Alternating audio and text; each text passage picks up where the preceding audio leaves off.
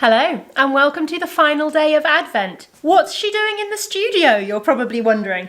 Well, I wanted to start off the final day of Advent sharing the full reveal of the 3 Advent calendars that I was opening this year. And in order to do that, I needed to kind of pre-record it. So it is technically Friday the 20th of December at the moment. We are in the past and I have been very naughty and very sneaky, and I have opened the rest of my Advent calendars, which was very fun.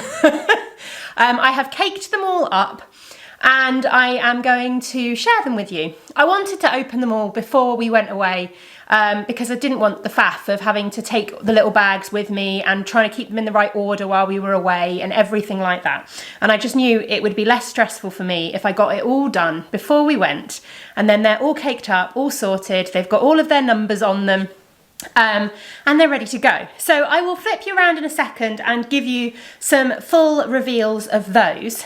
But somebody asked me in the comments the other day about if I'd share how I keep track of my Advent colours. It's really simple what I do. Because I cake mine up as I go, I like to do that because I'm more likely to start a project with them if they're already caked up.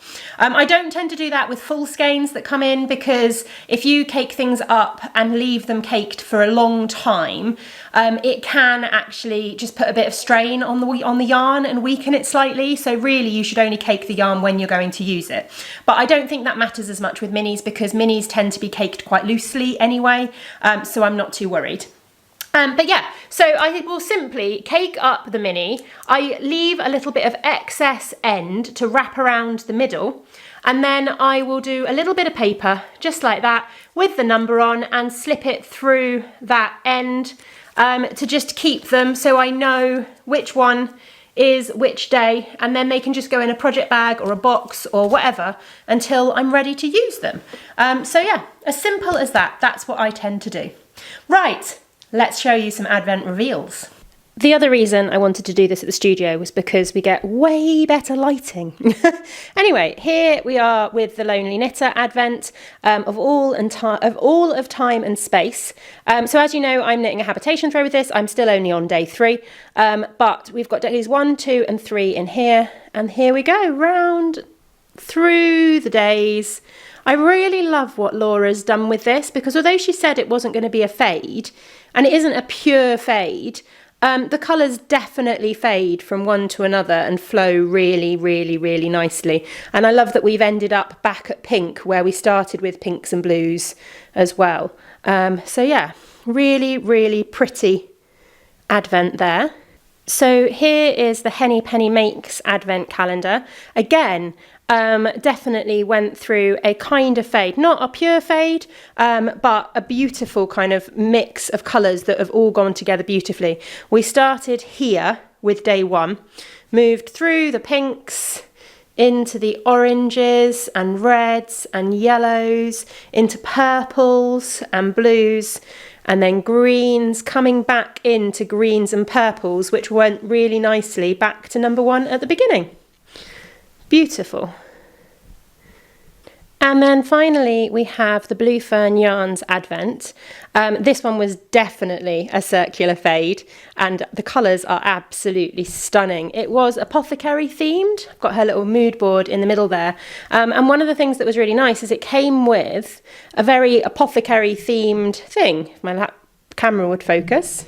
So it came with this autumn diffuser oil from the Norfolk Apothecary, and also a little wooden diffuser ball. So you put the oil in this bit and the top is just wooden, and the oil soaks into the wood and then slowly diffuses. And that's really cool and something a little bit different.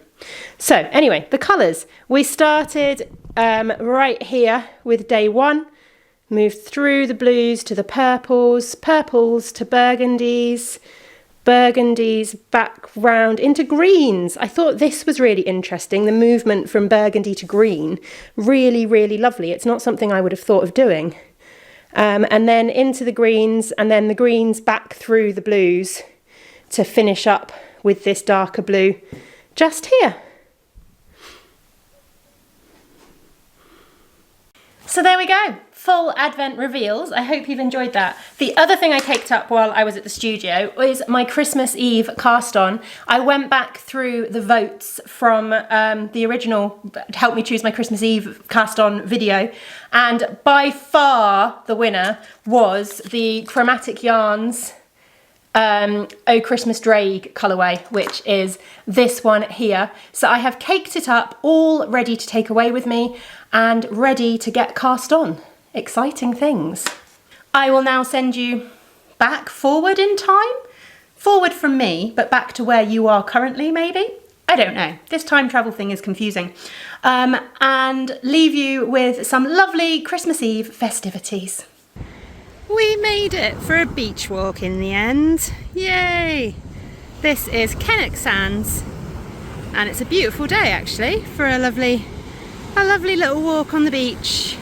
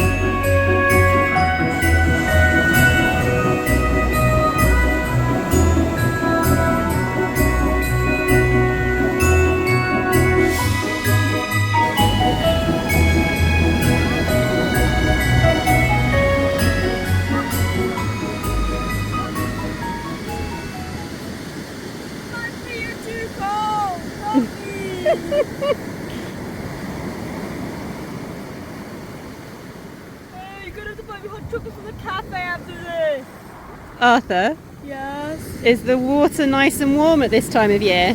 No! Who remembers a Vlogmas a fair number of years ago where we went for a disastrous beach walk and somebody fell in the water, namely the somebody that's currently on camera? Why am I getting strong suspicions that that's going to happen again? Ooh.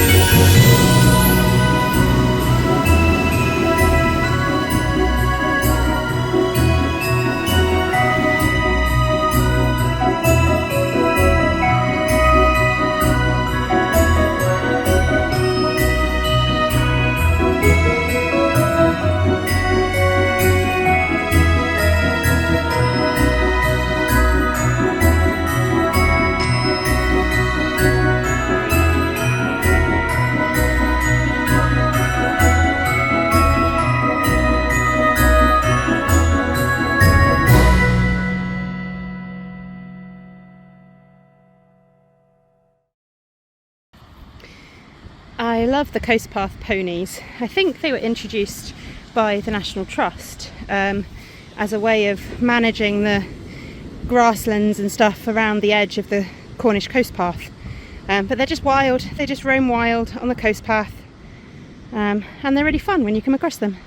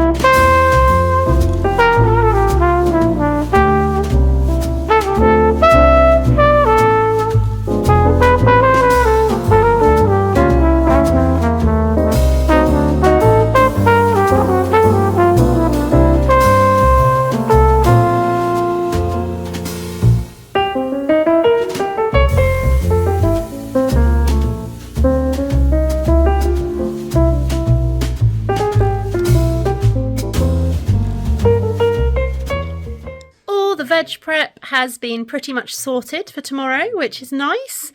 So we're just waiting on dinner for tonight. Christmas dinner. Christmas ham, jacket potatoes and red cabbage, I think. That's the tradition anyway. Yes. Tom says yes. I managed to get my Christmas Eve cast on started, which is really nice. I have no idea what I'm going to do, like what sock pattern I'm going to do or anything like that yet. I have literally just cast on a 2x2 rib and I'm going to finish the rib and make the decision. I realised I didn't break this into 2 cakes. I was planning on breaking this into 2 50-gram cakes and casting on my socks 2 at a time, and I didn't do it, which is a little bit frustrating.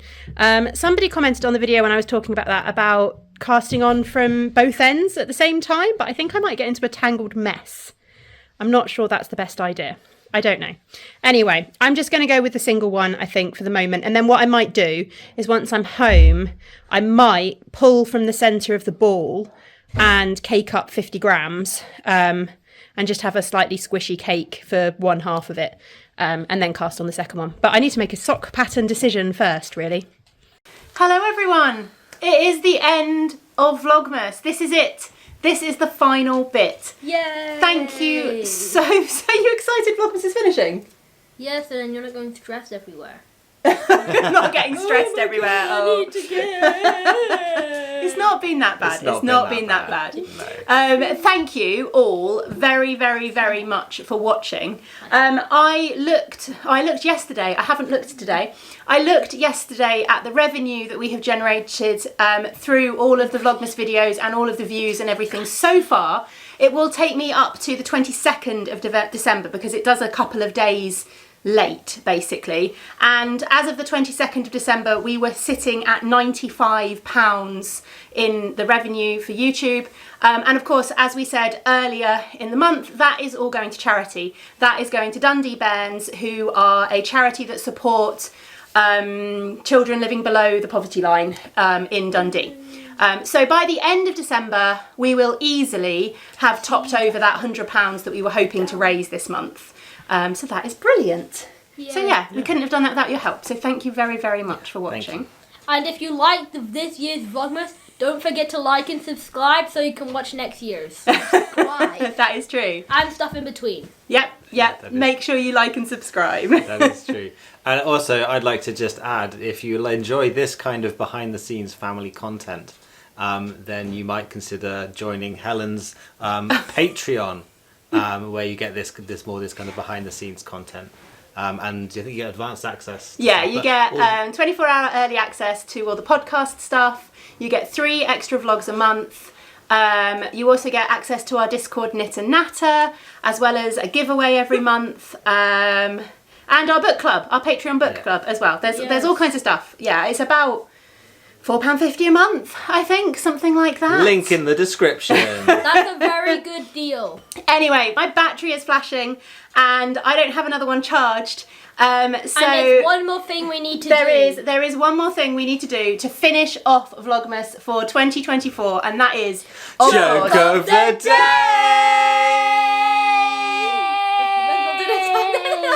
Ho, ho, ho, ho, ho, ho, ho, ho.